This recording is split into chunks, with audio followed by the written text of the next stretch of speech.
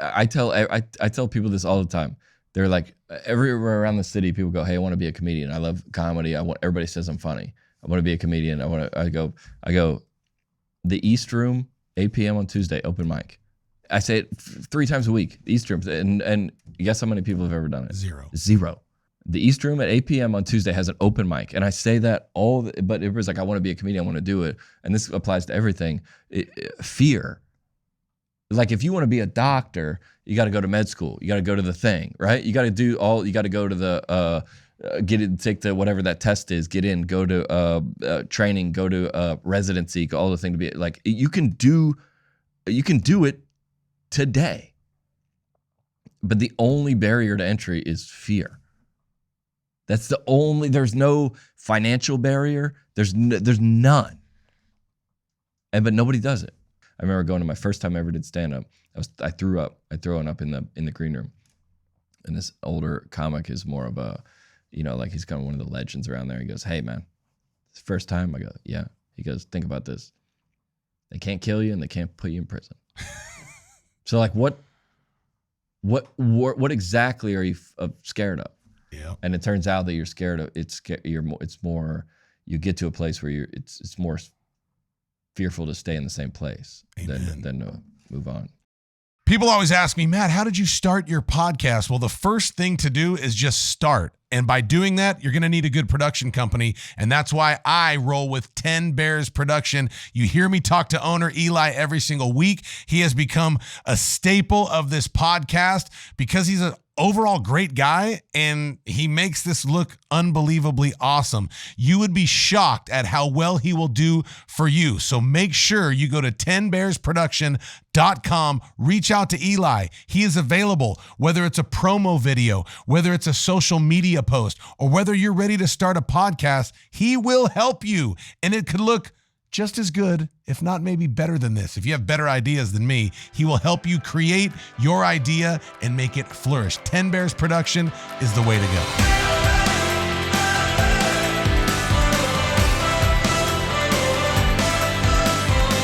Welcome to another week of Level Up with Matt Rogers. I am your host, Matt Rogers. With me as always, the man on the ones and twos, the golden Jew with the big beard, Eli Adelman. What's up, baby? How are you? I'm good, man. Are you excited? Working on some audio levels here. You are? Yeah. Was I too loud? Did I come in too hot? A little loud. That's okay.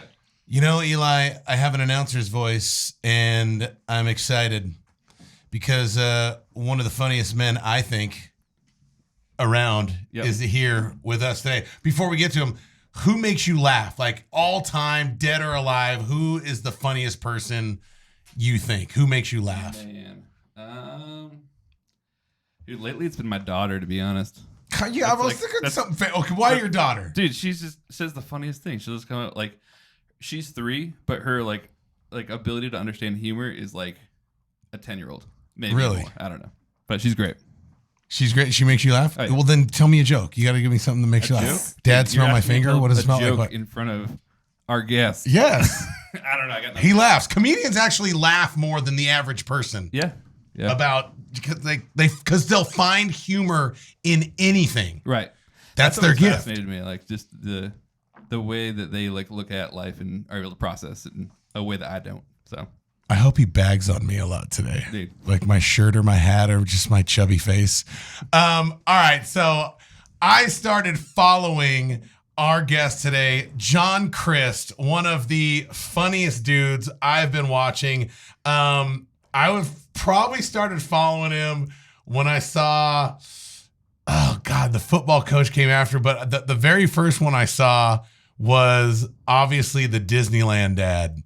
Yep. And because that's every freaking Disney person ever. If you haven't, it's, Google John Crist Disneyland dad. I think it probably has over 10 million views now, but he's in the house with us today on Level Up. John Crist. Let's go. That's like a very football intro. That's that's like a hype intro. Like I'm better go suit up and go run out of the tunnel. You should. Yeah, I like that. Let's go. He started in comedy in 2009, and here he is 13 years later. I've never seen this. Is when I was in high school is the last time I saw a setup like this. What? Just look at this loose leaf paper, dude. Because look at this is that's like an actual notebook. Like where do you get that? Like Office Depot. Of questions that I try to ask. You don't have notes. You don't have notes in your phone. You don't have a notes section. What's the? It's no, not. I don't use technology when it comes to this. And you can like unclip that and like turn it in to your. Yeah.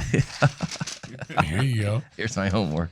Dude, how are you? Like, I'm doing great, man. It's good to be down here. You look good. Yeah, look at that good, freedom hat you got loose, on. baby. Oh, I didn't know what it says. It says freedom. It's got a freaking. Well, I think I got it at the you know where I got it at the. It's that store that's become like alt-right. You know that Nashville store? No. Like you just go buy a hat there, and then they're like, and you're like, whoa, I wasn't really. They're trying to. It's on 8th Avenue. I don't know. Right after you pass, Yeah. You know what that place I know is. exactly During quarantine, they were like very like aggressive, and I was like, they got after it. Yeah, we're in Spring Hill. I appreciate you driving out here. It's good to be down here. But last time I came down here was for the FGL concert at that amphitheater. It's a nightmare to get to, dude. That thing is a nightmare, dude. It's bad. That's the last time I came down here. They asked me to be like to buy the season package, and after I heard, I'm like, heck no. But dude. it's awesome. The venue is awesome. Cool? Yeah, but it's like 2 lanes. So are you an FGL guy? Huge. Really? Big FGL guy. Yeah. So you're not like, because you're born in Georgia. Were you born and raised on country music? We got into it like in high school. So we weren't homeschooled. We weren't allowed to listen to anything except Christian music. Right. And that was like a dust on the bottle, like tear in my beer. It was like kind of like, ooh, like not allowed. Strawberry wine, all that kind of stuff. Really? Yeah. That talks about her giving up her virginity at a young age. Wait, what? Yeah. I'm just kidding. That's not what it's about. Yes. 17, a hot July moon. I saw everything. First taste of love. Oh, bittersweet. That's not what it is about. Yes. That's like, no. On the banks of a river on a well-beaten path. It's funny how those memories, it's, dude. That's like one of those things that like reluctantly crouched at the start. Like, it's about sex. Like, no, it's not. It's about really racing. It's about her losing her virginity. Oh, okay. Eli, read the lyrics. It's like on the banks of a river on a well-beaten path. My first taste of love. Like she ain't talking about kissing him. Okay, yeah.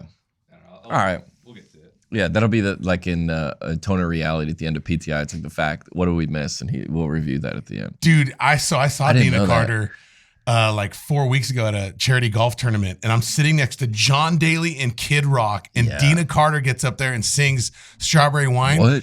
And John Daly starts bawling his eyes out. It was really sad. He was freaking hammered. Oh, okay. And that is sad. Yeah, he's like, she got me through so much. And he paid $20,000 for her to go up and sing "Strawberry Wine." Really? Yeah, I have the tape or the video. Not that I can't show it, but it's freaking cool. Like John Daly's just breathing on my neck, singing is awesome. Is that part of it? Was that part of the 20? He's like, I want to pay. She go up and say, put $20,000. And I want to breathe on your neck. Yes. I guess it's a package because the deal. song is about losing your virginity. Deal. Oh yeah. All right. Okay, that makes more sense. Did you ask her? You asked her. What? You were right next to her. Excuse me. Can you stop real quick? Super quick. What's this about? Have you found it yet? I don't think it is. I mean, the chorus is "Strawberry Wine." 17, hot July moon. Saw everything. My first taste of love. Oh, bittersweet. He's been thinking that his whole life, and it's not true. How does it feel? Excited about it. Yeah. I thought like the second, whatever. We didn't come here to talk about Dina Carter. That's like in Christianity, like they're like when the Matrix comes out, it's like this is an allegory for Jesus. I go, I don't think it is. They're like, yeah, because he saves the. I go, I mean, that's a little bit of a stretch, but all right, I'll give it to you. So I mean, you grew up. Dad's a preacher. Homeschooled 8 kids. 8 kids. Yeah. So honestly, like, was it strict? Yes, very. Yeah, we couldn't do. There was like speaking of, there's like a DC Talk is like a Christian band. And there's on the Free at Last album. There's one track called "Don't Have Sex" for something. Save sex. It's an anti-sex song, but it said sex, and we weren't allowed to listen to it. And it was against having sex. Yeah, it was against, but it was just we don't they don't talk about it. Wow. That's what Christianity. It's like it's a lot of. It was like it's very like, we just got back from Mexico, and there was a like a drugstore, and there's like everything in there, like Xanax, like everything, and you're like, the only reason I didn't do these things is because of fear. Right. But now it's, so why don't you do them now? You know what I'm saying? We were so scared of drinking, cigarettes, sex, obviously, all these things, because it's fear based. So then when that's removed, if that's the only reason you had to not do it, you go, well, there's like Adderall, like everything was there. And we were just like, who's we? Just you and your friends? Yeah, it was me and my girlfriend. Or you and your brothers and sisters? Yeah. All 8 of us. No, Let's this go. is now. Yeah. No rules. We all just go crazy. Yeah. Well, that's what happens a lot when like those very sheltered communities, once you get out, you realize you do it and it doesn't kill you. And then you're like, oh, what else have they been wrong about? Right. Yeah, it's a little tricky. I grew up Pentecostal, so I saw like yeah, don't act like you know what I'm talking about. You grew up Pentecostal. I do, like but there was also goods to it though, right? Like, a lot of good. Yeah. A lot of good. So like, I mean, I never really went off the deep end per se, but to your point, like I thought that if my thing touched it, she would get pregnant. Yeah. So it was kind of like, wait. So, well, you were wrong about strawberry wine. So this might be a lot of deconstruction happening today. You're like, hey, apparently that's not. So you're saying that's not true. No, that's not true.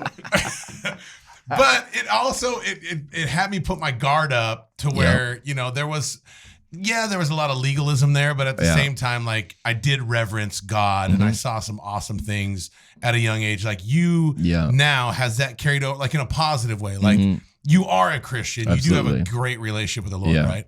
Well, you like if you got kids, right? So you're like, I want to give them something. Like I was talking to Ernest, the country singer, and he's a good buddy of mine. He has a son now. And he's like, he grew up at Church of God, Church of Christ. I don't know which one. One of the, my buddy Aaron Weber has a joke. I goes, Church of God. He goes, as opposed to what? That's funny. I was like, oh, wow, that's a good point. If you weren't in it, you wouldn't. You go, what? What is it? Church of what? What? But he goes, well, I want to give him something, like some construct of, like, don't, like if his son was in here, is 2 years old, like, don't swear. Like, why not? I don't know. There's a kid here. Yeah. Like, or as a kid, or like, you want to protect, even outside of anything faith related, you're like, I don't know, there's a kid here. Like, you want to give him some moral, something. And that's what the Christianity is like. A lot of it, your parents, they were doing the best they knew how. Right. And you would want to, like, if you're like, if you kiss a girl, you could get pregnant. You're like, it's kind of a lazy way of parenting, but it did scare kids. So you're like, well, maybe it was effective. Yeah. I mean, in long term, it's not. But you're like, if you wanted to scare if you wanted to not let you have your kids have sex, that was the easiest way to do it. Is just scare them. I remember in high school, so I was a junior and my best friend was a freshman. Was it pre-strawberry wine or post? It's pre-strawberry wine. Just the chronology of trying to get it lined up. Yeah. We were calling his house and he wasn't answering, so me and my buddy drove over there and he had a girlfriend and we saw him through the window having sex. Yeah. And it bothered us so bad. Because I brought him aside and the first thing I said, I'm not going to say his name. We're going to call him Johnny. Yeah. And I go, Johnny, aren't you afraid you're going to go to hell? It's the first thing I said. Like, dude, you're going to hell. It's not funny, but it's funny. If you died right now, you're going to hell. Yeah.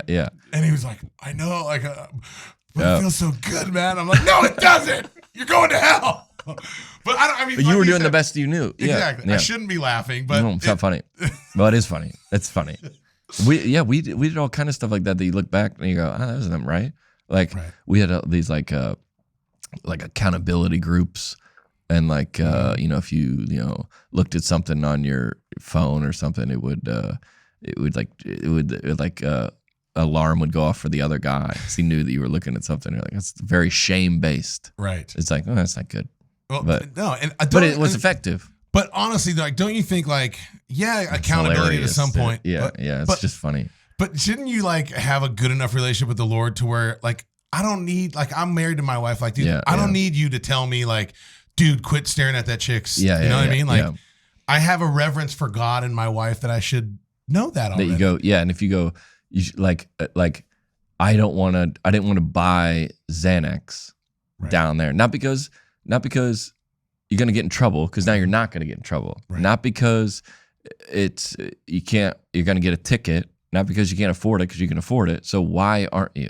You're like, well, I know the side effects of that, and I know the addictive qualities of it, and I would like to protect my body. Totally. Even outside of anything faith-based. Sure. But if faith, I was like, your body's a temple, and you want to, you're like, all right. Then you're like, oh, you make decisions, not because you're scared to get caught, because that's the whole religion. Totally. It's like you're scared to get caught. So like, why don't you drive 150 miles on the interstate? Because you're going to get a ticket. Right. And if you lose your driver's license, there are penalties. Yep.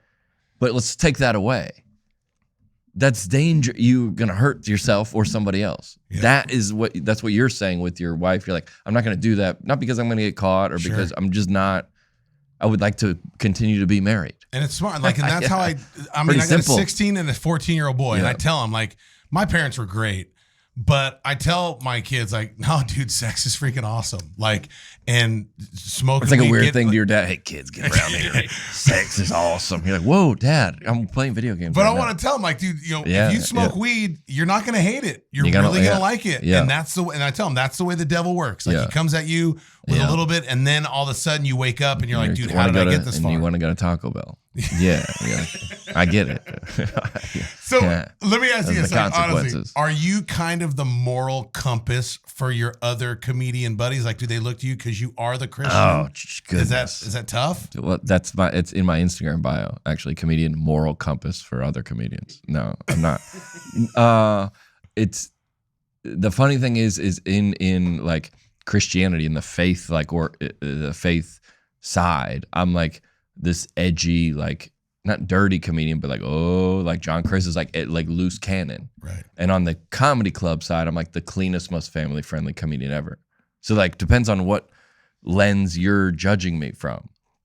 So if you like, I said like boob job in my show. And that's like probably there's kids in my show, you know, but that's like, oh, to a Christian, it's like, oh, but like to someone else, they would be like, this is the cleanest show ever. So everybody's like has their own opinion of me based on the box that they've set up for themselves. Am I in it or am I out of it? Like John Crist, too far.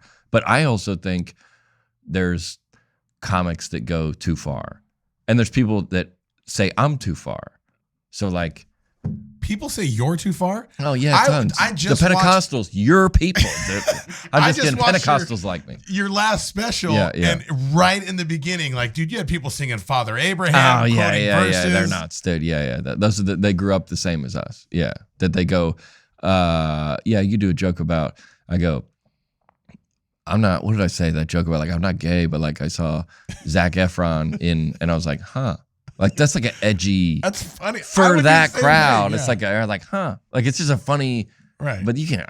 That's like okay, so going to each his own. Your dad, preacher. Yeah.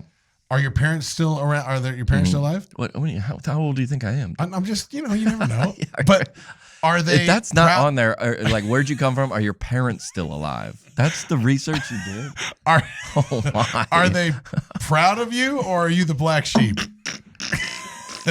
That's a good way to. Yeah, my parents are both. My dad's actually a politician now. He's a pastor and he's the mayor of the city. Let's go. Yeah, he's the mayor of the city of Lilburn, Georgia. How awesome's that? Pretty awesome. The benefits of being a mayor's son are way better than a pastor's son. Really? Yeah, because now you can drive drunk in the city. I'm just kidding.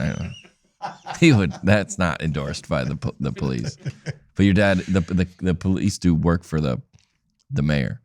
So if I ever got pulled over, I'd be like, dude, my dad's the mayor. And then they'd be like, pulled over. Then they were like, you're going to jail immediately. Yeah. Have you ever got pulled over? No, but I was. Let's say I was in a. I'm not gonna say that. You're not? I'm gonna loosen up this story to make. I was making out with a girl. Okay. In a car, in where after hours, and I did get caught by the cops. In the city that your dad's the mayor of? And he was mayor at the time? How long has he been mayor? See what I'm doing here? Digging for the details. Let me think. I mean, for at least 12 years. So couple terms. So I think he just looked at me and saw me, and he goes, "Y'all wrap it up." And no one said a word. Until now your dad knows.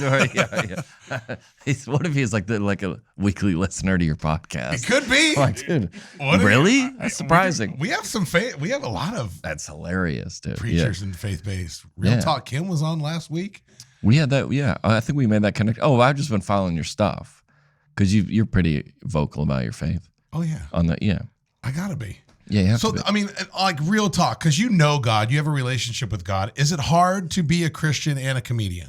No, absolutely not. Can you still share Christ? Because I know you ultimately, like, dude, you know you're going to stand in front of your Creator and He's going to look and say, John, not how many people did you make laugh? He's going to say, John, how many people did you lead into the kingdom? Yeah. Are you constantly looking for that in a world of where you're constantly trying to find jokes?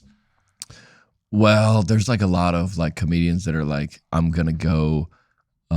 Like no, God is first of all, like I read a quote that said like, the Christian, it was like a Christian blacksmith is not to put a cross on all of his stuff. It's Christian blacksmith. It's his job to just be the greatest blacksmith, just be the best. So like you're like a Christian cobbler is like to put a cross on the shoes. Like, no, just make great shoes.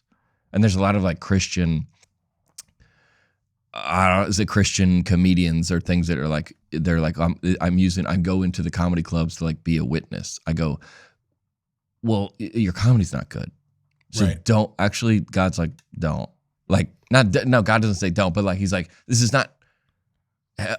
you. If you want to be a good, like be great, just be great and a lot of Christian art is second rate.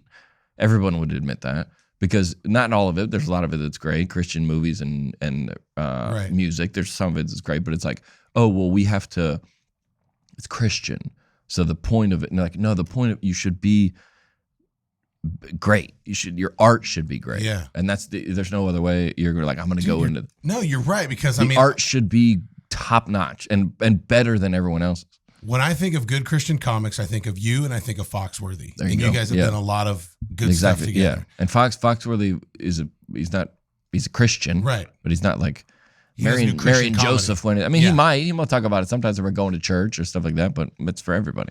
Yeah. And that's such a good point because one of my buddies, I remember in high school, and I was the football player, so I still love Jesus. I probably wasn't the best. Does he throw witness. that in on every episode? Does he try to make that? Yeah, he tried to ease that in. I haven't played football. Yeah. I played football, but my buddy had a radical like transformation at church, and we went to the same football parties that we always go to, and it's not a Jesus party. There's it's high school football party. A Jesus party sounds terrible. And dude, he walks in the middle of the party and with about 50 people, high school kids, and they're drinking, some are smoking, making out, whatever. It's a high school party, and he pops on like a Christian song, Awesome God or something like that. Yeah, and honestly, it was the 90s. So it was probably Our God is an awesome God. He's doing the choreography. But I was like, I'm going to be honest here. I was on fire for God. I love God, and he popped that on. I'm like,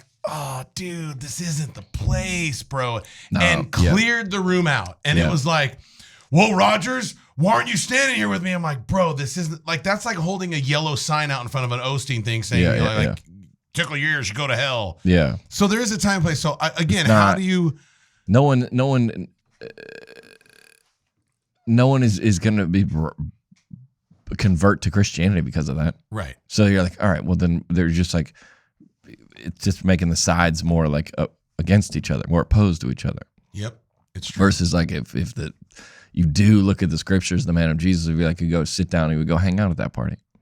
Here we go. What do you guys? What's going on here? Or what do you guys like? I say if you go out and get drunk, get high, have sex, do whatever. That we grew up Pentecostal. I grew up very similar. That God is mad at you. He hates you. He's gonna be. You're gonna don't have sex, you're gonna, what'd you say to that kid? You're gonna go to hell. And what you learn is that you go out and do all that. God's like, man, that's a bummer that he did that. I got a better plan for him. Yeah. I'm not mad at him. I actually understand why he did that. He's sad. He's alone. He's depressed. He's hurt. He's bored. He's lacking in some way. And he went out to go and try to solve it. I get it. I don't love it. I wish I had a better plan for him, but I'm not mad. I think like you come into that. I'm not, my faith is not thrown off by a bunch of people drinking and partying. Right. They should be doing that. If you're after a football game and you should be, if you're not, you should be. Why are you surprised that people are be doing that? Right. They should be. But are you condoning that by saying that? Like, would your Christian friends or your parents or your church that you grew up like? Yeah. Well, you're condoning that, John. By going to it or by what? Supporting it or like not standing up against it? Yeah. Well, they don't follow you're like, that's just saying, it's like, hey, don't. The Bible says do not murder. Like, or like the Quran says, donate your alms to the poor. You're like, well, I don't follow the Quran. So I don't have to live by the Quran. I don't agree with it. And you're like, oh. So do you have other comedians? Because dude, comedy, dude, and it could be a very dark world. Very dark. Yeah. Do you have you ever had a situation where people are like, you know what, John? Like, I know we're not. I don't know what you're about to ask, but 1,000 times. Whatever you're about to ask me, 1,000 times. Go ask it. If this is not on there, I'm gonna be pissed. What is it? They asked you, do you know the meaning of strawberry wine? That's the first. No, but do you have like these comedians that go to Dark Place and you're kind of like the Christian comedian? They come to you and they ask you God questions. Like, are you able to witness in that? Well, absolutely. Yeah. Well, those are all those comedians that are my friends. They're all my buddies. Yeah. It's not like I'm like passing out tracts in the green room. I'm like, hey, like, but you're not gonna. In a lot of cases, I am the only Christian person that they know. So I think you've inspired so many people, because like, dude, and I'm not just saying this to patronize you, because you're here like, dude, you've inspired me. I'm insecure, dude. I'm insecure. You can keep talking. You keep saying it. For real. Yeah. Like, my number one thing to do when I was a kid is I loved making people laugh. I would take the cassette tapes and I would film Saturday Night Live, record. Let's go, dude. And I would interview my cousins and stuff. Like, dude, I loved making people laugh. Yep. And honestly, dude, I never got into comedy because I never saw a Christian comedian. You never saw someone do it. And the jokes that go on in my head, confession, they're not Christian jokes, they're really funny. Is that God? You looking at God? The viewers. At the camera? Yeah. So I don't do them. Yeah. And I laugh to myself. And well, I think there's like in I have a joke in my show, like, you ever try to be like a good Christian, but sometimes like those thoughts come in. I was like, I did it especially like, you ever been driving to work and you see that and you're like, that cyclist, you're like, I wonder if I just like hit him. Like, is it like, that's already, if the New Testament, if you believe what it says to be true, if you've thought about murder, you've already committed murder. It's like those thoughts are already in your head. So God's not surprised by that. Now you are, I would say, glorifying a certain lifestyle or by promoting them, which is different. But I don't think God's like, if he's like, some things that are just not like Jeff Foxworthy doesn't say the F word, not because he probably doesn't around his buddies playing poker or whatever, but he's like, for a business, for branding purposes, he probably doesn't. Jeff Foxworthy does not say the F word. Yeah, sorry. Yeah, you're right. Yeah. So what makes you laugh? His whole life. But, watching people fall and hurt themselves really makes me laugh. Oh, every time. What makes you like? What do you laugh at? Like, what's your jam? I mean, I saw this on there's something about they were going to defund the art at a certain school, whether it was like the theater program or this is getting to my point. It was like the theater program or the music program or something at a high school. They were going to defund the art, and they said, just keep in mind that every time you were sad, you went to art. Every time you were sad, you went to art. So like, you didn't go to facts. You went to art. You went to music. When I've been in my darkest places, like there's some even not even like a lot of Hillsong, but Coldplay, Eric Church. Coldplay Like, has hidden, bro, dude. that I was crying at a Coldplay concert. I was crying. I was. Yeah. And I was talking with Corey Asbury, a buddy of mine, about that. We go small name drop. Oh yeah. Well, we were at his show. He did his Reckless Love. He did the song. It was a writer's round, and then afterwards, the next guy to go, I was crying during his Reckless Love song about God is so kind to you. Yeah. I was moved to tears, and then the guy after played The House That Built Me, and I was again moved to tears. So I was like, well, what is that? Yeah. It's like, if was the Holy Spirit moving you to tears, but then this is a country song, but you're sharing the humanity of another human being, and you were moved. Yeah. And you go, that's the thing about Coldplay. I was crying, dude. Coldplay's an Like, experience. I was crying at the show, and I didn't quite Why were you know crying? what I was crying about. I didn't know. I was just moved. I mean, I remember at the Lauren Daigle concert, and I was moved to tears. Yeah. And then so you go, oh, so what all that stuff growing up in childhood in church that you were like moved in a church ceremony, what was that then? Yeah. And that's part of the, like, when you become an adult, you figure out what part of the tradition you're gonna keep, and then what part of it you're like, I'm not with that. Yeah. Dude, that's powerful, man. Well, what is it then? If you watch a movie, and there's someone that's struggling with something, and they get rescued or whatever, and you cry, what? You're like, yeah, I guess it's humanity that you're relating to, and that connects with you some way, not me, or maybe me and not you. It's like, you would cry, I would cry. You're like, that connects with me. So You're like, all right, well, that should that's the same in comedy, that it's very subjective. Like, you and your wife probably have a different sense of humor. She's like, this is hilarious. I'm like, it's not funny. Right. And then she's like, the opposite. It's very subjective. Like, if you're like, I don't think that guy's funny. I don't think he's not funny. He's not to me. But he is funny, because there's a lot of people in here laughing, or a lot of people liking these posts. So it has to be funny. That's not to me. Did you think Sam Kinison was funny? Because no, I didn't. He was like the devil growing up. My parents would turn him off. Like, they were canceling back in the 70s. Yeah. No, well, Sam Kinison was a pastor. What? Sam Kinison was a preacher. I did not. Yeah, that's why. Isn't it crazy how much religion flips people? Not Jesus, not God, religion. Yep. Do you have a distaste for religion? Yes. Yeah, me too. Well, okay, so if you go to open mic night tonight, I'm gonna go to a show after this. I would say there'll be 12 comics on the show. Everybody doing 5 minutes. There'll be at least 12 comics on the show. I would say, and I've been doing comedy for 10 plus years, 10 of those comics at least will have a joke by name about Jesus. Why? Again, not positive. Right. But you go to LA, there's 20 comics on the show. There's no jokes about Joseph Smith. There's no jokes about Allah. There's no jokes about Buddha. There's no jokes about, but Jesus, everyone, because what comedy is you lay your head against a pillow at night and you go, I think I take a lot of strength from that, because there's something about that I can't. Does it hurt you? No, absolutely not. It doesn't hurt you when they make Jesus jokes? It hurts me. I don't like it.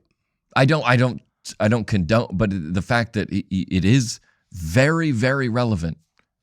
And if this is a person that you don't even think existed 2,000 years ago, everybody's talking about him. Right. Everybody's talking about him. I get what you're saying. That's why it's encouraging. Yes. They were like, this is something that everybody always is dealing with. That's fascinating. I've never thought about it that way. Yeah.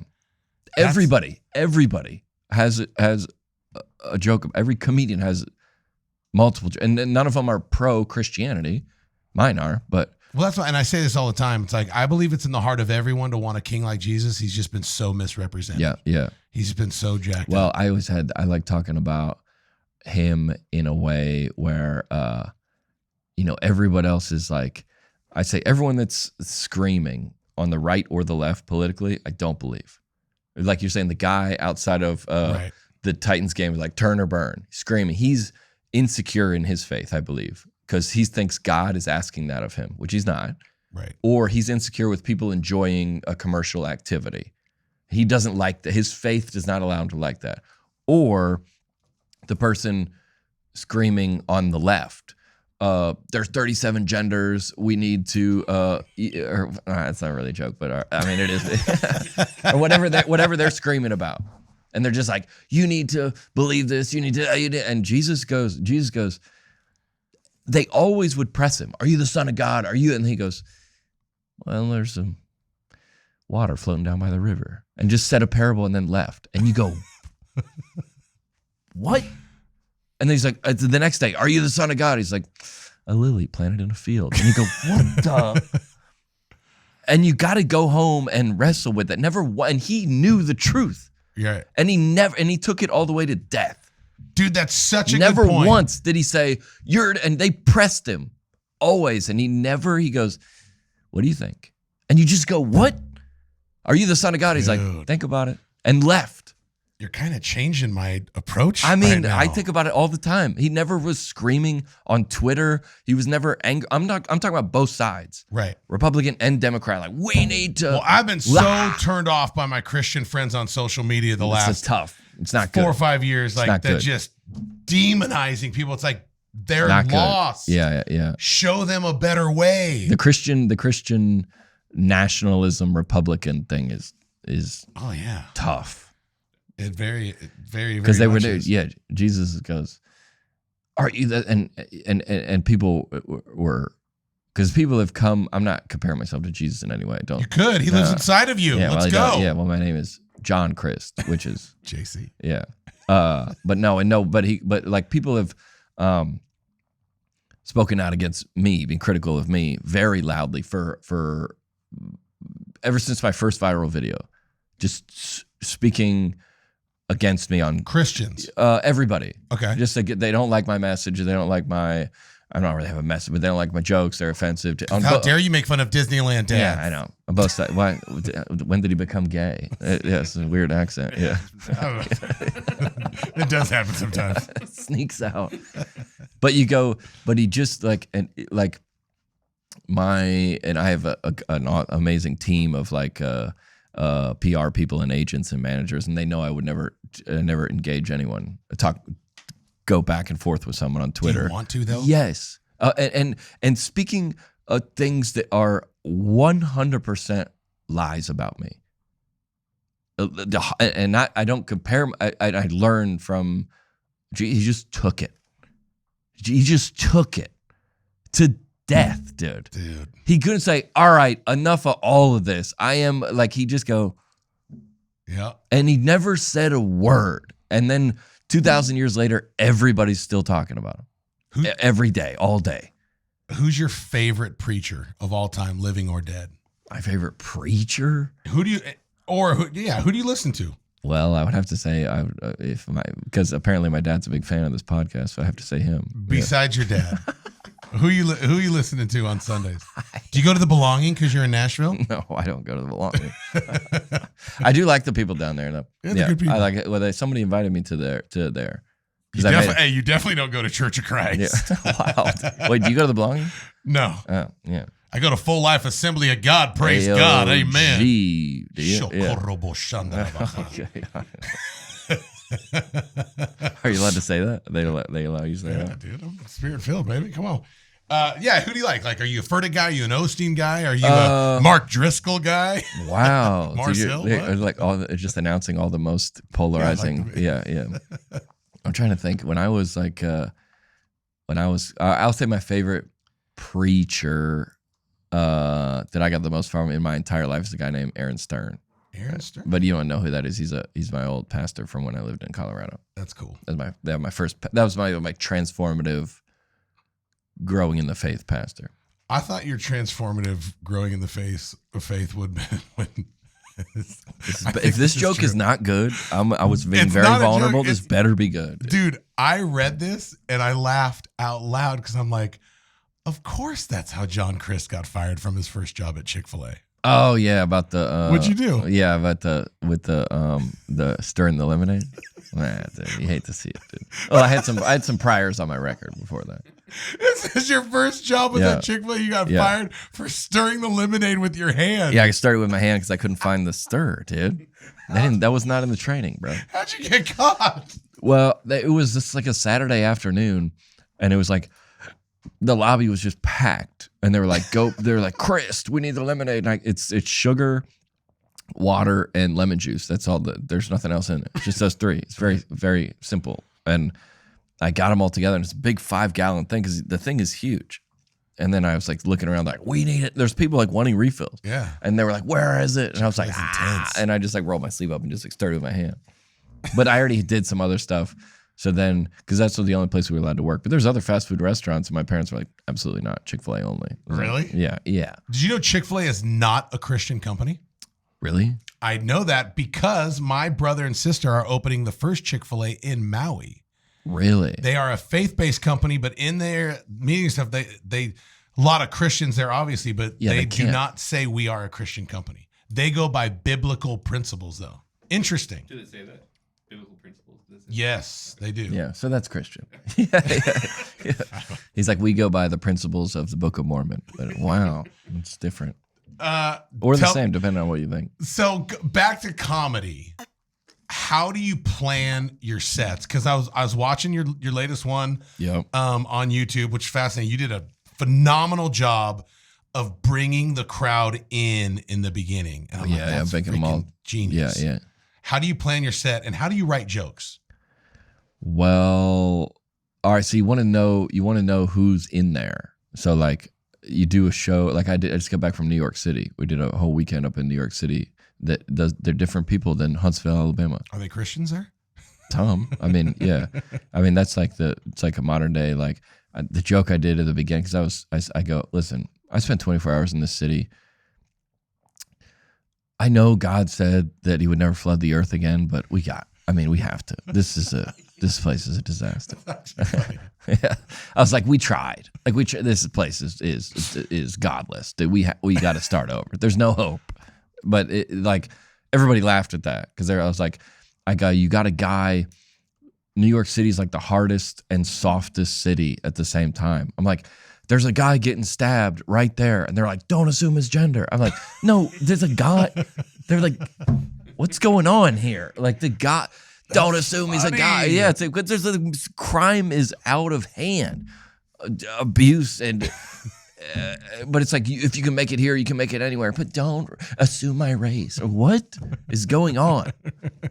But they would find that to be funny. But if you like, you do a joke about like if you say, I would say something like, "Where are all the Christians at?" And if people cheered or if they didn't cheer, I would just tailor my content based on. Okay, that's what they interesting. say. Have you ever said where all the Christians at and there wasn't a lot of noise? Yeah. Well. I mean, if I get like tonight, there's gonna be no Christians in there. The show I'm on a showcase with a bunch of other comics, and some of them might recognize me, but they wouldn't be like fans. That's why you said, Right. Can I go on your website? I wouldn't put that on my website because I don't want all my fans coming down there to like crowd up some play that is like that's not really.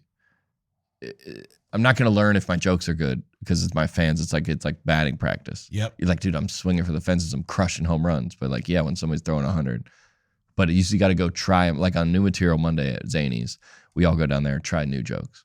So are you at Zany's all the time working on your craft? Yeah, all the time. And then in the weekend where like that's why like Jerry Seinfeld, you would always hear all the time that he would like pop in to like the Comedy Store or the Comedy Cellar. He's making a surprise because if you spend $150 a ticket and go see Jerry Seinfeld at the Ryman, you expect that to be a polished up show, that it's good.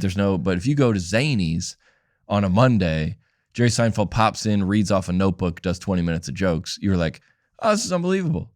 Yeah. And then he does a Q&A after it, and then everybody like, oh, Jerry Seinfeld's here, is unbelievable. And everybody forgot that the 10 minutes of jokes just bombed. But there's no, in music, you go out, you practice it in here, and then you go out and do it. Yep. You can't do that. You have to do it for the first time in front of everyone. Is that what tonight is? Are you going to roll out some new material tonight? Yeah. So what's your favorite? The pop-in, the big, smart TV, streaming episodes, or what you are golden at is raw cell phone looking making up. Yeah. Looking at what's my your cell favorite? phone screen. I mean, there's no Jerry Seinfeld. Somebody asked Jerry Seinfeld one time, we're like, would you ever write a book? He's like, no, because I can't hear the laughs. Meaning like, that's going to go out and I don't. Yep. They're like, we loved the book in a comment section is not going to, like the live feedback. I mean, I could have a video. I think that I would say cumulative, that Disney video might be over like 50 million views. Dang. But I enjoyed making it. I like making the art, but I never got, the feedback on the views of the number would kind of, but live, I don't care how long you've been doing it. To tell a new joke is so scary. Really? Jerry Seinfeld would say that. Kevin Hart would say that. Everyone, it's so, but we also, something is disconnected in our brain that we love that. Because like if I go out down to the show tonight, Murfreesboro, do quote the hits, I'm going to drive home and be bummed. Because I didn't learn anything. I didn't risk anything. I didn't put anything out there to try. But I go, man, I tried that. Even if the joke bombs, I go, I tried that joke and it didn't work. And now I know it. I know it didn't work and I can move on. Will you try a joke on us to see if it? Oh yeah. I mean, I'm trying to think about a joke I did this weekend. I go. I'm already laughing. This is a joke I tried. I was getting my oil change. This is a true story. I was getting my oil change and it said like all the information, like age and not age. I guess it was like a name, address, phone number. And then it said pronoun. Oh God. It was like he, she, they. And I just like clicked, I just circled they just to see like what it felt like. what would this matter for your oil? I guess if you're getting a doctor's appointment or you're applying for a job at Google or something that might be relevant. But I go, why would this be on here? And then that's a true story that happened. The joke is they brought me my car back and there was a pride sticker on the bumper and they told me all my car's problems were my parents' fault. Which is that's funny. It bombed? No, it was mixed. It was mixed reviews. And when you bomb, do you just play it off like, oh, I missed on that one? Yeah. You just go. I would usually go, well, I'm hearing this for the first time too. Like I would just say, like, I didn't know, or like, thanks for the feedback, or like, what's the worst set you've ever had, and why was it a bad set? What happened? Well, all right, so we like, I mean, you take risks. There's no. So, all right, this is horrific, but I mean, it's funny. This is going back to my point that everybody's like mad, but they're not mad. They're like the people you think you're defending. Like I was doing a show in Little Rock, Arkansas with a guy with no arms and no legs. He was the opener, and his Brett Eastman is his name. He's very funny. I'm already uncomfortable. Yeah, he's a good buddy of mine, and his brain is 100%. He just was born. He didn't get in a wreck or anything. He was just born like that. Okay. And he's very funny, making jokes about, and it's hilarious. He makes fun of himself? I don't know if I laugh at that. Nah, you would. Okay. Well, comedy is it's therapy. So there's a lot of comics with disabilities, weight, bald. I can laugh at fat people because wheelchair. Yeah, wheelchair. You would make a joke about that. Like Louis Anderson, rest in peace, is like 300 something pounds. He would always come out, move the mic stand. He's like, let me move this to you so you guys can see me. He gave you your first break, right? Yeah, Louis Anderson. I was on Family Feud with Louis Anderson. You were? I really was. Wow. Yeah, I was on with Louis Anderson back in the day. Okay, no arms, no legs. No arms, no legs, and he's doing great. He does his whole show. He does 20 minutes. I do an hour. That's the comedy show.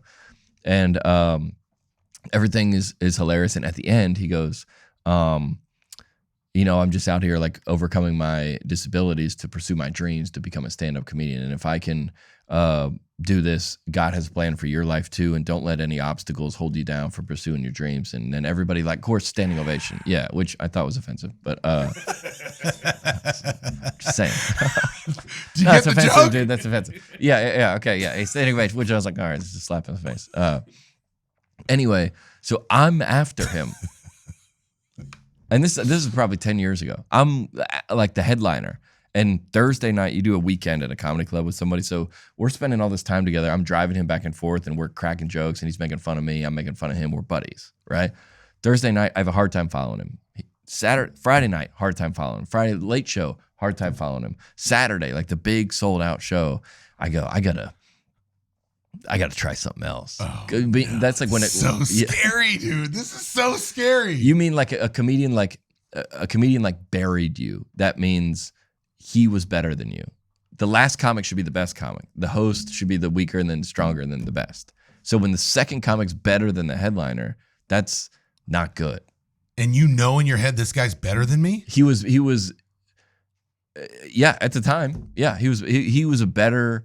The crowd liked him more. Right. I don't know any other way to say that. Yeah. So Saturday, I go, you know what would be hilarious? If they introduce me from behind the curtain, I come out with one arm in my, like I come out with one arm. Oh my God. You got some serious gonads, bro.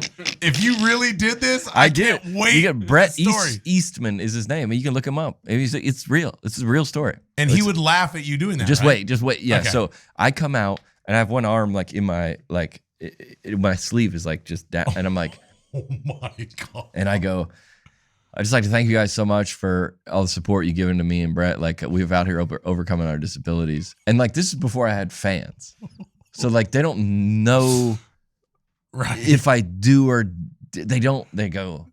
Like I just thought it was gonna be the funniest thing ever. I thought everybody's gonna be like, it's the best thing ever, and they hated it. Dude. There was dead silent. Like people were like leaving. They were like, this is inappropriate. Like and think about it. They loved him. They loved him, and I was like the rich headliner following him, like making fun of someone with no arms and that's horrific. But if it was you now, it would be funny. Yeah, because it would probably be funny. Yeah. So dude, I go, and then I pull my arm out. I go, I'm just kidding. I think it's funny now. No, I still think it's hilarious. I go, I'm just kidding. I got both of my arms because I didn't have any jokes about it. I thought it was gonna be. I didn't know what I was planning on doing really. But then I do the whole hour, and no, it's horrible. It's no one's into it. What do you do when you're 10 minutes in and you're like, dude, I got 50 more minutes and they hate me? What do you do? That's why a lot of comics start drinking.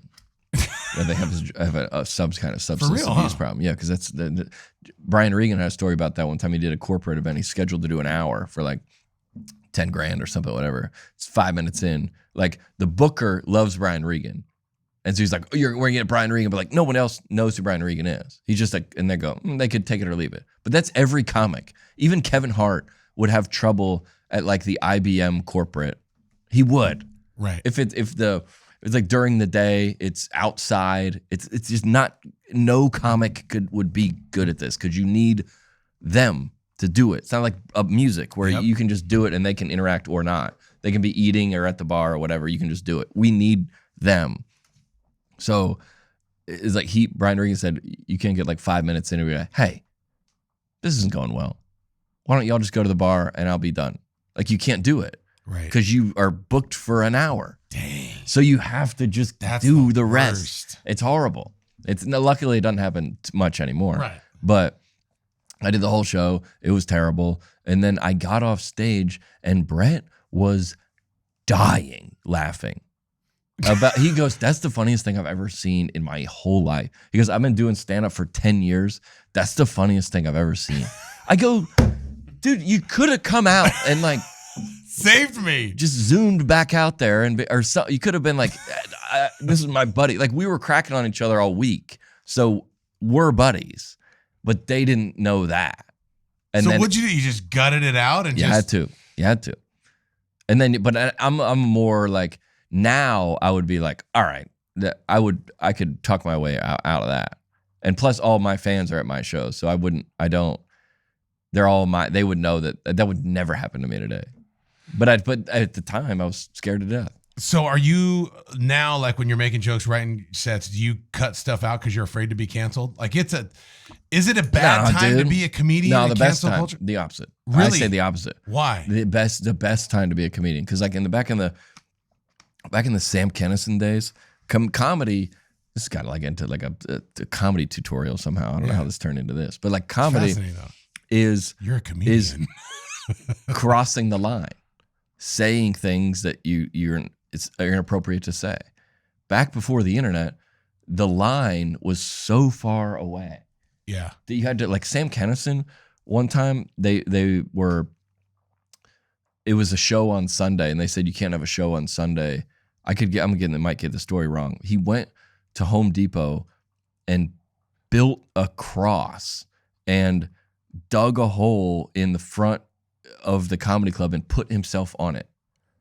As like a protest, like to cross the line. Does that make sense? To cross the line, you got to go so far. Now, all you have to say is like, I'm not calling you by your pronoun. And that's across the line. The line is so small. All you have to do is say, I don't believe in like peanut allergies. And that's across the line. Right. So it's so easy to go across the line. So I think it's way, way easier to be, because everybody privately is like, yeah, 37 dangers, sure. And then privately we're texting our buddies like, come on. Totally. Everybody. Or, okay, yeah, 100%, like Joe Biden, 100%. And then you're like, that's everybody. Right. So it's you can't say anything. So you come into a comedy club and then somebody says it and you're like, oh my. That's why the comedy is in a gigantic boom. Now you could be risk being canceled, but are you afraid or no? No, I already been canceled. You can't be recanceled. Okay, so how'd you get canceled? Well, my cancellation was pretty fair. I was like performing in churches, and I had a drinking problem, and I was like hooking up with girls from the church, like after shows. You can't do that. Right. That's like saying like you got to work at a company and you can't wear jeans. And then you wore jeans and you got fired. You'd be like, yeah. Do you perform at churches anymore? No.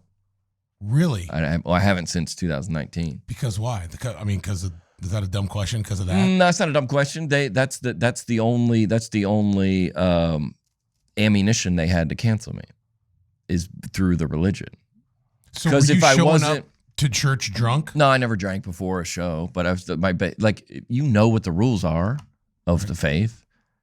Like by working there, if you work on the worship team at church, you can't be at Jason Aldean's dancing on the bar. They don't say that, but that's kind of assumed. So who canceled you? I don't know. There's just a bunch of people on the internet, and then the only mistake I made was acknowledging that. I was very scared of. At the time, we grew up the same, like shame-based, especially about sex, so scary. And I thought all these people, if they knew the truth about me, they would all. And I was in a lot of depression because people were chirping on the internet since the day I started comedy. John Crist is getting drunk, or John Crist is one of my friends made out with, or whatever the Christian. Mm-hmm. But if I'm just a comedian working in the clubs, doesn't matter. It's a Thursday. So did you decide to take a step back, or did someone say he's out? No one said that. And it was like a tabloid kind of magazine. And the only mistake I made was like acknowledging it. I should have just kept. I mean, hindsight's 20/20 because I am sober now, and it did save my life, and I was very depressed. And I really. The only thing worse is if that would have never happened to me, because I'd still be going down that track. Why were you depressed? Because of the shit. No, because of the shame. Because like I started my career. And then, like, somebody was like, I was doing the comedy in the comedy clubs, and somebody was like, you don't get paid in comedy anything.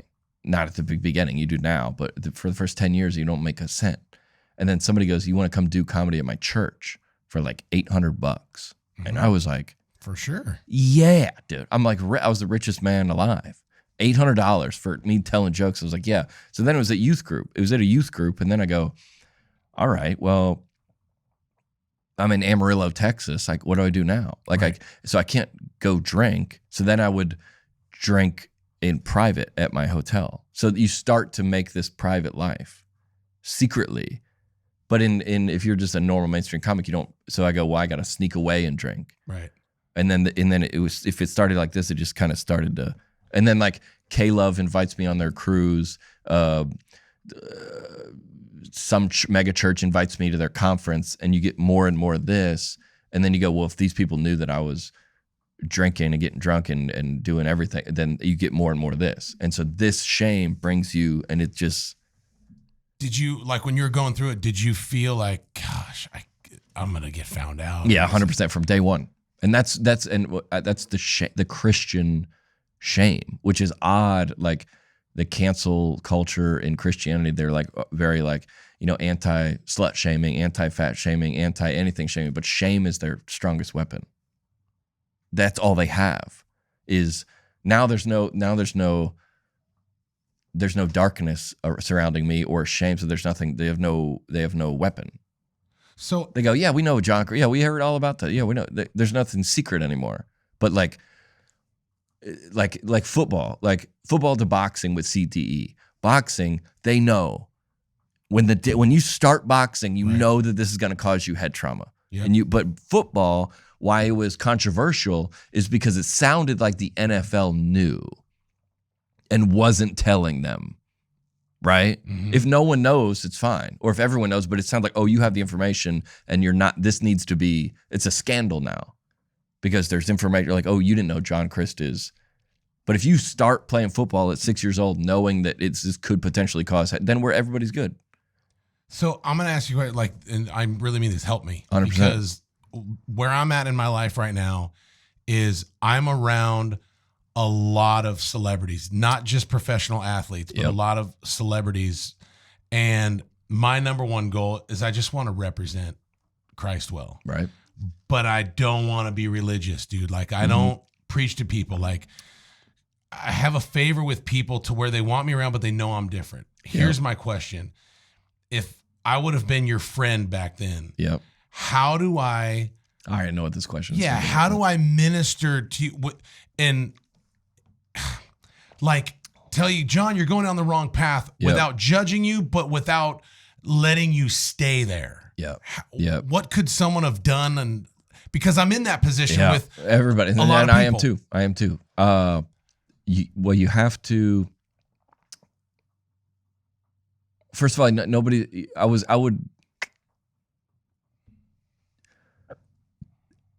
would probably have listened. Well, when you're not listening to anybody. You're not obviously listening to facts or like, because I was so sad and like the comedy career, I was like, you can have it anyway.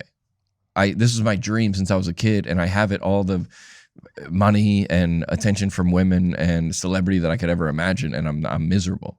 So I don't want any of this. I don't care if I get. In fact, it's like they said they're going to release some article about me at like noon or whatever on that one day in November, and then it didn't come out. And then it was like 1 o'clock, didn't come out. 2 o'clock, didn't come out. By like 3 o'clock, I was like, maybe it's not going to come out. And then I was like, if it doesn't, I'll post it. Meaning like, I can't live like this anymore. Like this is excruciating to have like that guy that like, I forgot his name, that he like blew up those abortion clinics and then he was like hiding in the woods. He was living in the woods. And then like after like 10 years, he just walked out. He goes, hey, I did it. I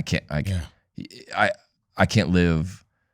I would rather y'all know the truth about me and then go to prison for this life living with this secret is horrific. So that person I'm trying to be, who was that person for you?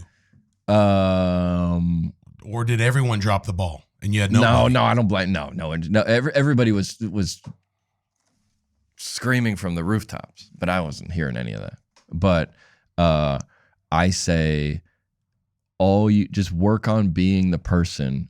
Unfortunately, work on being the person when the bottom falls out, when he does get canceled, that's like a ridiculous thing that we have to concern us. But when he does get a DUI, when he does, when his wife kicks him out of the house, when he gets cut from the team, when you just act as a way to him that when the bottom falls out, you're the first person he calls. And who was that for you? Meaning that's what makes me like emotional to say, but no, I don't want to hear at the time. I don't want to hear anybody's Bible verses. Sure. I don't want to hear anybody's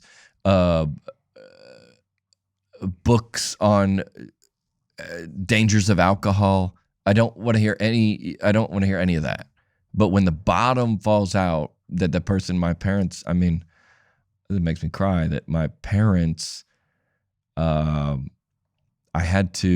parents dropped everything they did and got in the car and they live in Atlanta, and came and sat with me. That's freaking awesome. And that, I don't know why I tell the story one time I was in rehab, and I embarrassed my family's very prominent, and I embarrassed my family and my career, and it just made a mess of my life. Just blew the whole thing up. And for the first 2 weeks in rehab, you can't get any outside communication. Like they just want to like kind of settle you and make sure that you're like okay. And so after 2 weeks, you can get messages. So 14 days go by, and I see the whiteboard, and it says John C. That's like for like confidentiality. It says John C. And they go, you got a message. So I go, hey, do I have a message? And they had a little voicemail note and he's like, John, Chris, your parents are coming to visit you. And I just bawled, dude. I bawled, dude, because I thought I embarrassed my family. No one wanted to see me. They've given up. I don't know why I thought that. I thought that from the shame of the religion. Well, your parents, you're going through the worst traumatic thing. Of course they would. I see it now. Of course they would want to be there. But they go, we'll be there. And you go, what? Dude. What? And it's just like, that is like when as soon as I got out of rehab, Sam Hunt got a DUI. I've talked about this before. Sam Hunt got a DUI, and I go, let's go see him. Let's go. Now, I'm friends with him, but I go, let's reach out to him. Or Morgan Wallen gets canceled. And again, these are not, if someone is an artist or an athlete or whatever, and they make a living doing the thing they love, and their personal life, whether it be addictions or poor choices, get in the way of them continuing to do that thing, it is sad. Yeah. It's sad. I don't care what the person has done. They wish to keep playing football or to keep whatever the thing that they do great. They wish to keep doing that, and they can't because of an addiction. Or I go, he's having a hard time. And I go, let's go. Everybody that sent me a letter, they're all the same. They were like, I got a DUI when I was, and I got fired from my job. My wife cheated on me. Everybody that has been at the bottom. And I was getting stacks of mail every day. They were like, John, see, here's like and they go, what's, dude. And they go, oh, all these people that I thought Christians were, and of course, publicly, I was getting crushed harder, but privately, I was just being like, I would say it's like someone on they were just like I'm like dead, and they're just like, these people were just like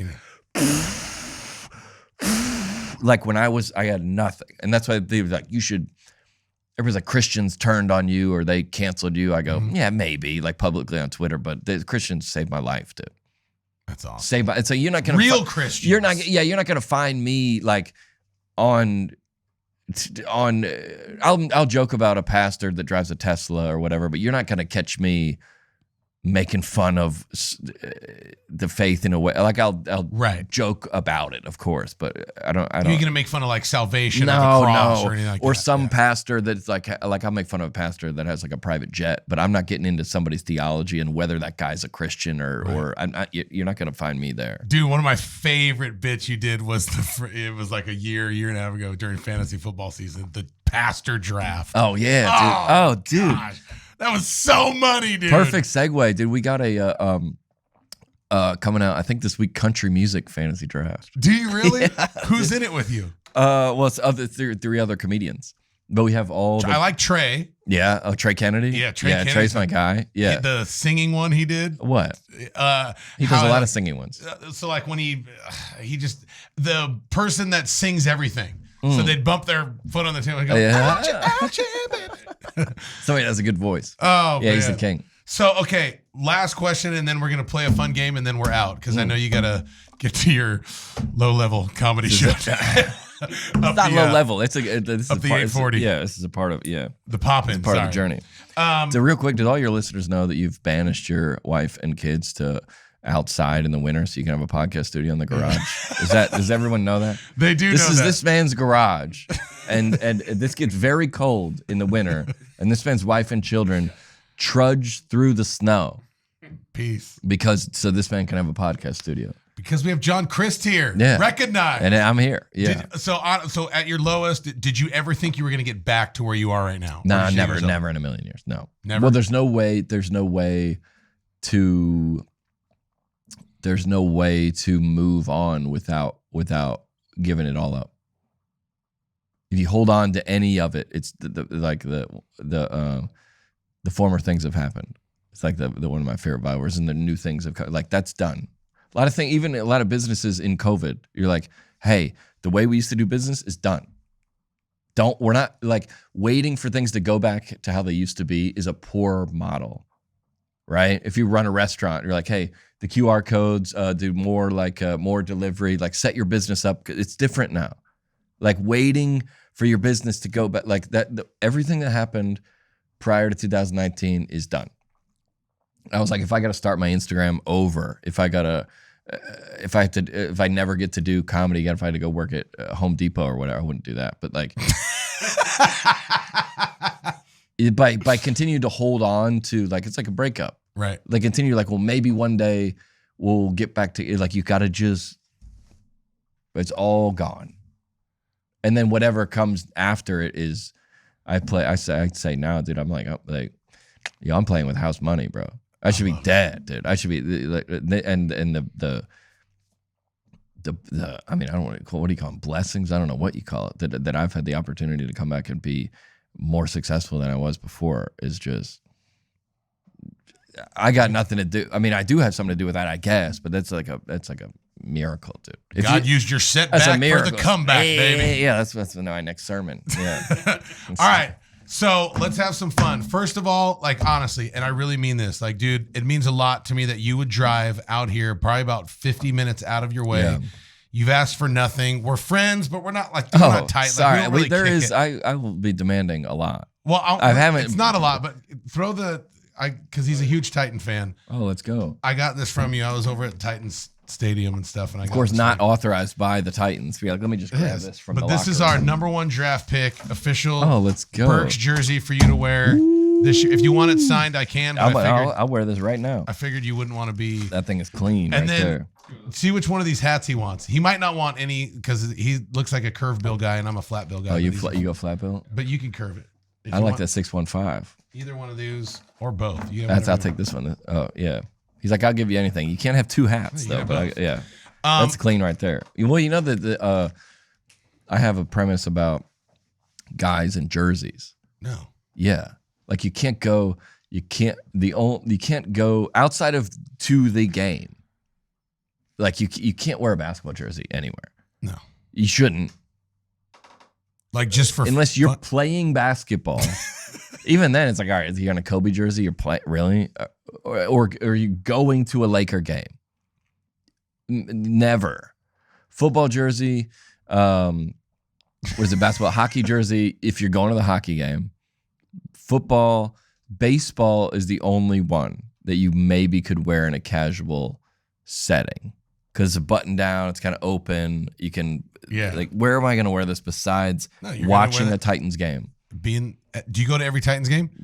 Pretty close. Okay, when you're home, if you ever need anything, you let me know. And then people go like, "Where'd you get that Burks jersey?" I'm like, "Don't worry about it." Dude. That's right. And then I got this. I got both. Where's the white envelope?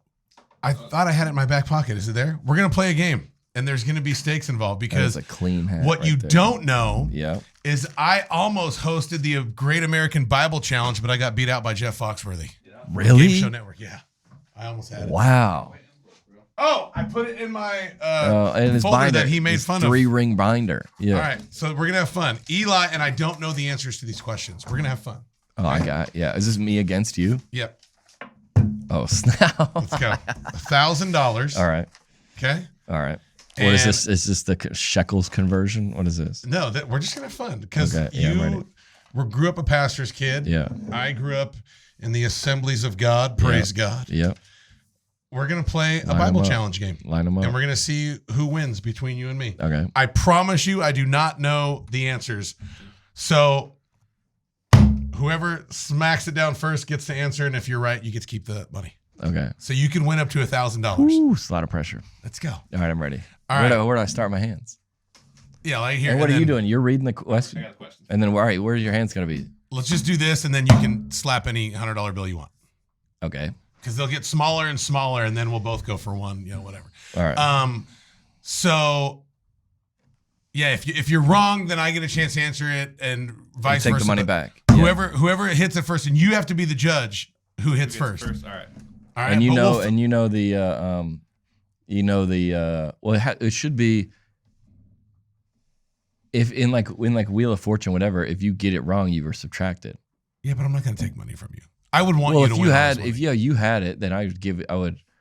If you get it and go wrong, Oh, then I then give you it to should you. give me, Deal. because otherwise you just go slap first, He's right. right? True. Okay, So if you're wrong, if you have 100, you have to gotta- give it. I like it. Yeah, yeah. Okay, start with easy ones because I said give me some sample questions, and a couple of them I'm All like, right, this dude, I is have no freaking clue. non-Pentecostal versus what were you? I'm You're Pentecostal. probably both Pentecostal. All right. You're Pentecostal. Well, you're AOG. You're what are you now? AG. AOG, AOG is Pentecostal versus AOG. but AOG is Pentecostal.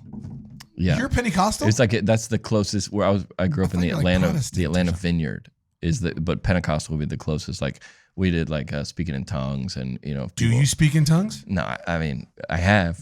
You don't anymore? No, Tell me about Oh, snakes. come on. How about snakes? I've never. Snakes? No, well, it's only when the guest pastor I comes. in. speak in tongues every day. Come on, Do you? glory to Yeah. God. All right, here we go. All right. I'm excited. Where's our Old Testament? All right. You ready? Yep. What gave Samson his strength? Who was first?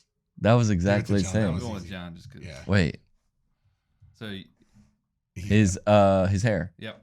Let's go, That was way baby. too easy. Can I cash out? It's like a. It's like, all right, I'm out of here. It's like who wants to be a millionaire? Like I'm done. Yeah, you want to keep going? All right. Let's go. All right. Number 2. How many sons did Jacob have? Oh, Really? Jacob. Oh, give me that hundy. Shoot. I was thinking Jacob and Esau. That's what I That's was two. thinking. 10. I know the answer. It's not 10. No. Shoot. It's 13. No, It was 12, but the tribes of Israel, Joseph's 13, isn't he? that's Joseph is the son, right? It's 12. So it's But the tribe- Joseph wasn't a tribe of Israel. Isn't it 13? Tough, dude. I'd ask him. I don't know, man. I got the website said 12. I think I All beat right. the website. Hold on. Because there's the Okay. 12 tribes of Oh, boy. Israel plus Jacob. All right, well, this is $200. Or plus, There's $200 on the line here. So I'm going to give. How many sons did Jacob have? You could read anything. Let me look at it. It says 12. Yeah, bro. Dang, dude. All right, so what we doing? So nothing happened? Nothing. Nothing happened. Is this like? Wait, you put your hand down. Yeah, but you didn't get it right either. So I got to put this back in. I don't give it to you. No, you're right. Well, You're up no. behind me. You know what this is? It goes It's- to me. No. No, it's it's like golf skins. If you tie, the next one's worth 2. There you go. All right, so this one's worth 200. 200. Yeah. All right. I've never been so nervous. I know. I'm excited. This man wrote the first 5 books of the Old Testament. Moses. Yep. Let's go. Dang it, dude. Yeah, you're right. Now, I thought you were going to say Paul. I was kind of. Oh, we should leave him, don't we? Yeah, we could. Yeah, let's do that. I was kind of nervous about that. I went in with positive. All right, All right. shoot. 4th question. How many plagues did God send to Egypt?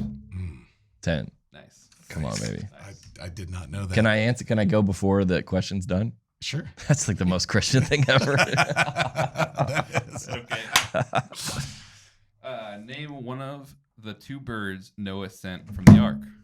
Dove So stupid. and That's a, easy. and a Do raven. a bonus What's the other one? Raven. Raven. Raven. Yeah, come on. Dang it. Damn it.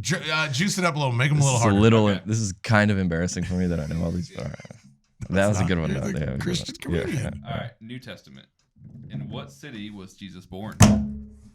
Bethlehem. Nailed it. I was gonna say Nazareth. Born, bro. Jesus This is of unbelievable. Yeah. Oh, man. It's because you can know it, and then Hey. once you're in the game, your Yeah. mind. Hey, remember when you asked, like, how do I be a good witness? Like, not this. Whatever, not this. That's the easiest way to describe. Whatever you're doing now, like, just tighten this up, okay? Prime example. Oh man. All right, what was that? Okay, ready? Yep. Where does Jesus? Hold on. Where does Jesus give his first sermon?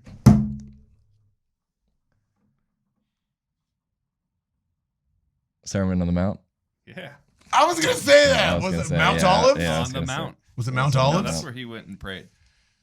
Dang. Dude, I'm getting Oh, smashed by John Crist right I now. hope your pastor doesn't Let's listen. go. Yeah. Seriously, I'm the evangelist, and the comedian is beating the 1, 2, evangelist. This 3, is 4, 5. I got. it's really operating in his gifting here, and I got to tithe $50 on that. all I the guess pastors that 500. watch my podcast are second guessing me coming right. speak at their church. All right. Who is considered the 13th apostle to replace Judas Iscariot? Matthias, come forth. That's not a song, dude. Oh, Matthias? Matthias. Remember they Matthias. casted lots for him? Yeah. Roll a That's good 7 one. cut. Oh, it's on Matthias. Let's Matthias, go. dog. Whew. I wasn't gonna guess on that one. This answer requires first, I think, last name. Okay. What was the name of the woman who washed Jesus' feet? Mary Magdalene. There it is. Well done. All right, make it. Well, that's do, it. do That hard was- for the last one. That was kind of cheating because he said it requires a last name. So let me put that back He in. said Mary Magdalene. Yeah, but that's not he cheating. he gave it away because I knew. But you guys both had the equal opportunity. Oh yeah, Yeah. that's fair. That's fair. Because I don't know Martha's last name. What is Martha's last name? We don't know. All right, you want like a really hard one? Yeah, super hard. Yeah. How many are there? This is the last one. Yeah. All right. What color are the 4 horses in the book of Revelation? I mean, Let's make- hold on. Black and white. Is it? No, hold on. Red and Hold on. yellow, black and white. Dude, they're I- actually kind of. To give you, Oh, I already slapped. I was gonna say. Yeah, go ahead. I was gonna say 4 white. no. No, you don't have to pay me on that one. I got. That Well, was just back too in, hard. dude. How many? Is there more questions? There's more questions. Yeah, I got a ton more. Yeah, we'll go back in. Yeah, because I slapped. All right. Do you want to guess on that one, Matt? It's weird. It's That is an extreme question. It's black, white, red, and green. white, red, dark, and pale, Oh. which aren't colors. Pale white horse. Yeah, I like how That from he. Tombstone though. I like. I like how he's like, who's the guy that built the ark? And then he's like, what colors in the Revelation? You're like, all right, dude, find a middle ground. My goodness, dude. Not Billy Graham doesn't know the answer to that question. Seriously. Dude. My goodness. Oh, man. What city mentioned in the book of Revelation is also the name of an American city? Hold on. Murfreesboro. The borough. Antioch. No, that's a local reference. Antioch. It's not Antioch. Oh. Oh, yeah, I mean, I yeah. guess it could No, be. I didn't. But that's not the one. All right, give us a new one. What's the answer? Philadelphia. Ooh. Oh, well, That's right. Lines up. All right. Let's A go little back- bit easier. Let's go back to Old Testament. We'll go to the medium grade ones. Okay. He's looking. I gotta find a good one. All right. What is this Bible quiz? I thought. Yeah, that was way too hard. All right, this is a lob. In what language was the Old Testament written? Hebrew. There it is. I wonder how I learned this. I mean, I know it, but I don't know how I know it. How many people were on the ark? I'd be guessing. I'm gonna go with Noah, his wife, his 3 sons, and their wives. 8. I was gonna say 8 too. Let's go. That baby. was Let's go. fantastic. Hey, hey. Congratulations. I pass. Yeah. All right. I'm gotta- gonna. So I got 3. He got 7. Double or nothing. Yeah, I really want to make this worth John's while today. All right. Yeah, let's go. Here we go. Who's asking? Are we going back to the same thing? Yeah, go. All right. $300 question for John. Another question. How many days was Lazarus dead before Jesus came to visit? 4. Yeah. I want it all. Dang. John Crist smashed me in this game.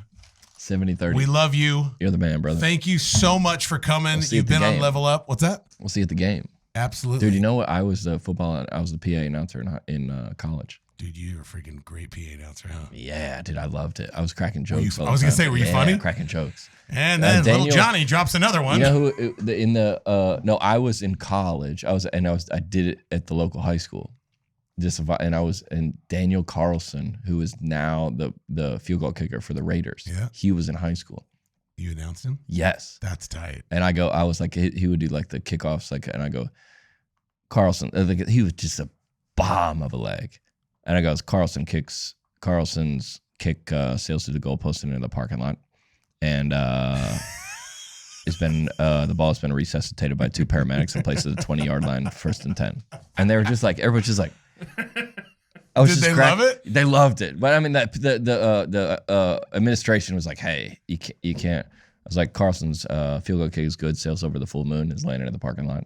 It's like it's so funny to tell jokes because it's so buttoned up. Yep. And they go, yeah, they crucified me after I did the Music City Bowl this year. They crushed you? All the Tennessee fans freaking hate me. It's like, dude, it's not a Tennessee home game. It's Tennessee versus Purdue, and Purdue freaking won, and I have to be excited for Purdue. Sorry. Yeah. Sorry, guys.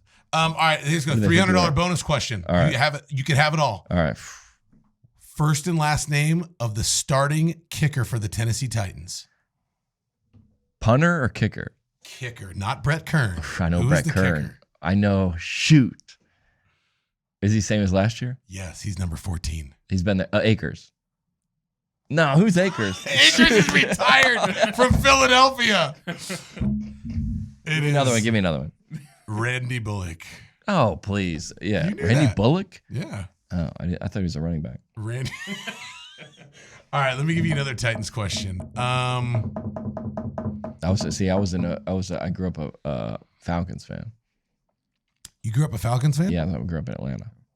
But I remember like the Music City Miracle and all that stuff. So yeah. Were you around back then? Oh yeah. Yeah. Around. Were you working for them? No, I'm you originally weren't. from the West Coast. Yeah, I was about to say, yeah. $300 question. Yeah. Tennessee Titans. Who? Jeff George. Jeff George is the quarterback for Atlanta. Oh, no. All right. Who wears the number 31 for the Tennessee Titans? Derrick Henry? 31? You are not a Titans fan. Kevin Byard. Oh, please, dude. You're a Falcons fan? I know, yeah, big Falcons fan. So if the Falcons and the Titans play in the Super Bowl, you're you're going for the Falcons. Yeah, I mean you can't go against your teams from your childhood. Who are your childhood teams?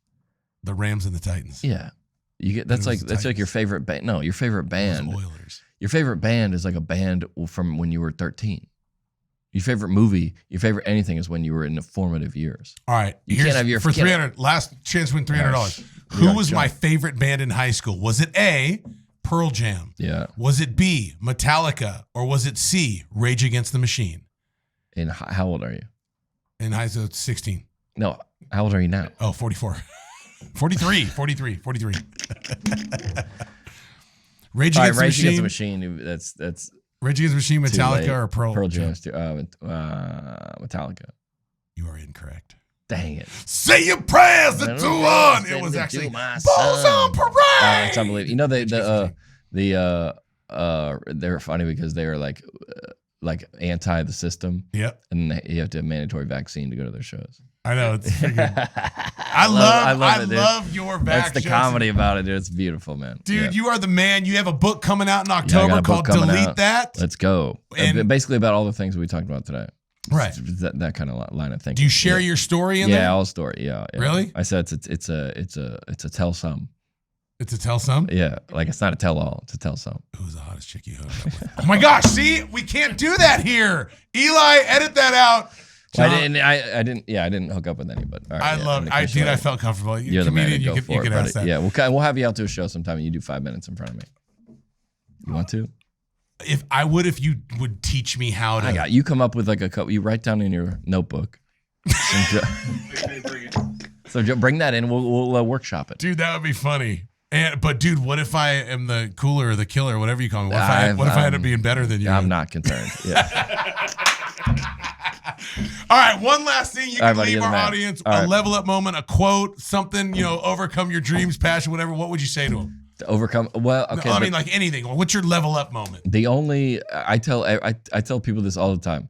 They're like everywhere around the city. People go, "Hey, I want to be a comedian. I love comedy. Everybody says I'm funny. I want to be a comedian. I go. The East Room, 8 p.m. on Tuesday, open mic. I say it 3 times a week. The East Room, and guess how many people have ever done it? Zero. The East Room. The East Room at 8 p.m. on Tuesday has an open mic. And I say that but everybody's like, I want to be a comedian, I want to do it. And this applies to everything. Fear. Like if you want to be a doctor, you got to go to med school. You got to go to the thing, right? You got to you got to go to the, take the, whatever that test is, get in, go to training, go to residency, all the thing to be like, you can do it today. But the only barrier to entry is fear. That's the only, there's no financial barrier. There's none. But nobody does it. And Jerry Seinfeld said, I believe every person on earth, if they had the ability, would be a comedian. Wow. If they thought that they could, they would. It's like playing in the NBA. Like if you had the ability to do that, you would do it. Because it's not the rewards are unbelievable. Fear is, and when you get on the other side, I remember going to my first time I ever did stand up. I threw up. I threw up in the green room, and this older comic is more of a, like he's kind of one of the legends around there. He goes, "Hey man, it's the first time." I go, "Yeah." He goes, "Think about this. They can't kill you and they can't put you in prison." So like, what exactly are you scared of? Yeah. And it turns out that you're scared of it's more. You get to a place where it's more fearful to stay in the same place than to move on. And plus for That's you, in the Message Bible. I'm just kidding. And you've already overcome both of yours. That bad set and you being canceled. There's nothing to be scared of now, dude. There's nothing to be scared. You're free. All right, I'm going to tell you one last joke and then tell me if you like it. You ready? All right, yeah. Okay. 2 guys walk into a bar. Okay. Okay. And one guy's really loud and obnoxious. The other guy's really quiet. In fact, he's not saying anything. Yeah. And he's like, "Bartender, 2 beers, 1 for me and 1 for Donkey Boy." Yeah. Have you heard this one? No. Okay. So Donkey Boy's all quiet. You go, "Come on, Donkey Boy, have a seat here." "Donkey Boy, why you?" And he's talking. He's obnoxious. Keeps calling him Donkey Boy. And the bartender's getting kind of burned out. And he goes, "I got to go take a leak. Donkey Boy, get another beer. Hey, bartender, another beer for me and 1 for Donkey Boy. I'll be right back." So the bartender's all mad, pointing, throws it over the guy and goes, "Dude, stand up for yourself, man. Why do you let that fat freaking obnoxious guy keep calling you Donkey Boy? I mean, seriously, have some respect for yourself. Why do you let him keep calling you Donkey Boy?" And he looks at him, he goes, "He always calls me that." I knew that. Is that stupid? That was a good joke. got him. I like the act out. He was committed to it. That's what you got to need in comedy. I love you. You're the man, John brother. Crist, See level you up soon. with us, and thank you for I'll be watching. back, baby. Yes, Go another Titans. week of level. Go Titans, Falcons. Let's go, baby. Fightins. Yeah, we'll see you there. We're not going to be good this year, but yeah, we'll see you. We'll see you on the field. Seriously, thank you so much. Please make sure you like, subscribe, and share. Share this with someone. We got John freaking Crist in the house. Let's go in the garage. In the garage. Yeah. We got John Crist in the garage. Please like, subscribe, share, rate. Thank you, Eli. Thank you, 10 Bears Production. And thank you for watching another week of Level Up.